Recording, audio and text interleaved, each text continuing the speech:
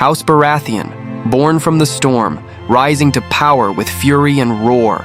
A family that carved its name into the history of Westeros through war, ambition, and betrayal.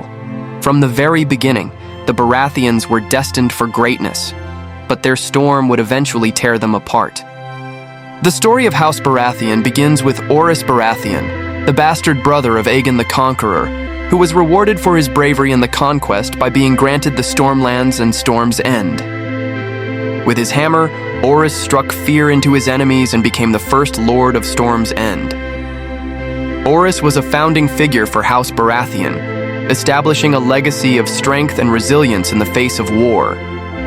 House Baratheon's early years were marked by this raw strength, building a house with its own fierce identity, forged in the very storms that ravaged the lands.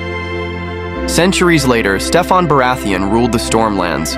Though Steffon's reign was a peaceful one, his untimely death would set the stage for a new age of Baratheons, the age of his sons. Then came Robert Baratheon, the eldest son, whose rebellion would shake Westeros to its core. The fury of Robert's warhammer would overthrow the Targaryens and place House Baratheon on the Iron Throne. With Ned Stark, Jon Arryn, and others at his side, Robert led Robert's rebellion, a war that would end with the fall of the Targaryens and Robert crowned as King of Westeros. Though Robert had claimed the throne, the Baratheon brothers, Stannis, Renly, and Robert, each had their own claim to power. Stannis Baratheon, the most honorable of the three brothers, never sought the throne, but his unwavering sense of duty would push him toward the ultimate sacrifice. Stannis' attempt to claim the throne in the Battle of Blackwater ended in disaster, with wildfire turning his army to ash. His hopes were dashed, and his claim lost.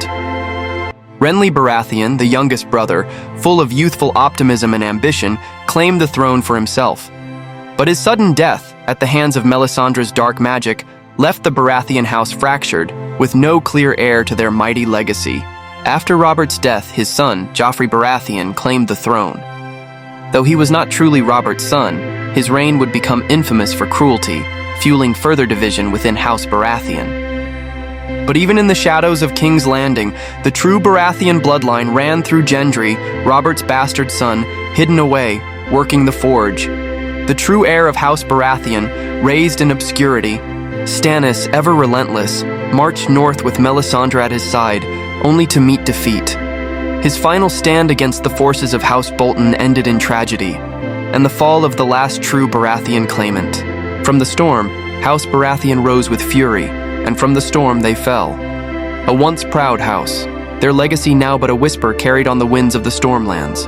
House Baratheon, born of the storm, their rise to power was as fierce as the tempest itself, but in the end, it was the storm that tore them apart. Their power, now a legend. Their legacy, forever etched in the winds of Westeros.